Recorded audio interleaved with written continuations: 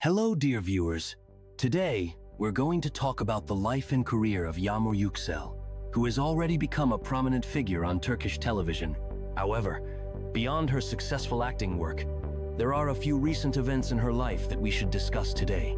Yamur Yuksel is known for keeping the details of her personal life private. She avoids ambiguous situations and scandals, preferring to stay in the background of her professional work.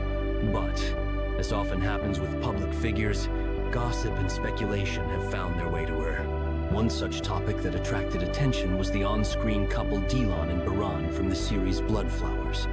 Fans began to speculate about a possible romantic relationship between the actors off-screen. However, it is known that Baktas, who played Baran, is married, and there has been no official confirmation of a romance with Yamur. The actress herself has stated that she has not fallen in love yet and hopes to find a fairy tale love. Just like in the series, at the moment, Yamur is dedicating much of her time to improving her acting skills. And in her free hours, she enjoys spending time with family and friends, listening to music, and reading books. The actress also actively shares moments from her life with her fans through Instagram, where she posts photos with her family, including her mother, father, and sister.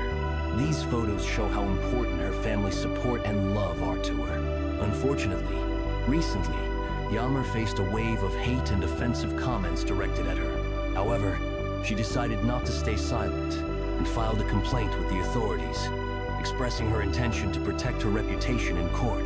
The actress's lawyer stated that several profiles spreading offensive remarks have already been blocked. Following this, Baktas also published a statement saying that he would also protect his rights against those who publish indecent content about him. Thank you for joining us. If you want more news about Yagmur Yuksel and other favorite actors, don't forget to subscribe to the channel. See you soon.